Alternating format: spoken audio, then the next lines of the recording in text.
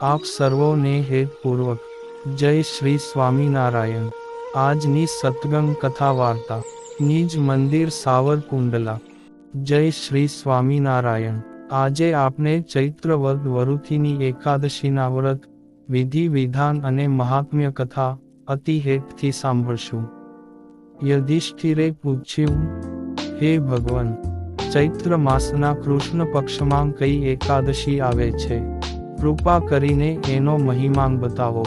શ્રી કૃષ્ણ બોલ્યા, હે રાજન, ચૈત્ર માસના કૃષ્ણ પક્ષમાં વરુથીની એકાદશી આવે છે તે ઇન્દ્રલોક અને પરલોકમાં સૌભાગ્ય પ્રદાન કરનારી છે।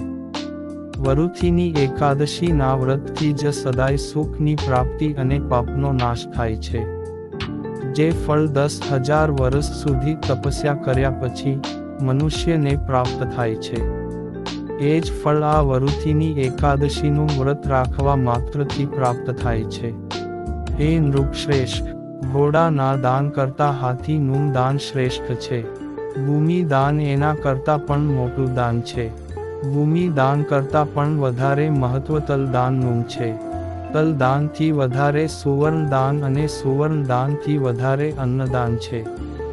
કારણ કે દેવતા, પિતૃઓ તથા મનુષ્યોને અન્નથી જ તૃપ્તિ થાય છે।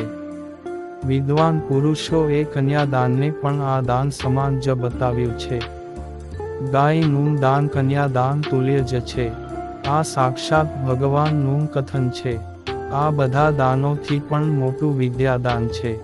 મનુષ્યો વરુથીની એકાદશીનું વ્રત કરીને વિદ્યાદાનનું પણ ફળ પ્રાપ્ત કરી લે છે। જે લોકો પાપથી મોહિત થઈને કન્યાના ધનથી આજીવિકા ચલાવે છે, તેઓ પુણ્યનો ક્ષય થતાં યાતનામય નરકમાં પડે છે। આથી સર્વ પ્રકારના પ્રયત્નો કરીને કન્યાધનથી બચવું જોઈએ। એને પોતાના કામમાં ન લેવું જોઈએ। જેઓ પોતાની શક્તિ પ્રમાણે પોતાની કન્યાને આભૂષણોથી વિભૂષિત કરીને પવિત્ર ભાવથી કન્યાનું દાન કરે છે, એમના પુણ્યની સંખ્યા બતાવવામાં ચિત્રગુપ્ત પણ અસમર્થ છે। વરુથીની એકાદશી કરીને પણ મનુષ્યો એના જેવું ફળ પ્રાપ્ત કરી શકે છે। હે રાજન, જે મનુષ્યો રાત્રે જાગરણ કરીને જે ભગવાન કાનુડાનું પૂજન કરે છે, એ બધા પાપોથી મુક્ત થઈને પરમ ગતિને પ્રાપ્ત થાય છે। આથી પાપ ભીરુ મનુષ્યોને પૂર્ણ પ્રયત્ન કરીને આ વ્રત કરવું જોઈએ।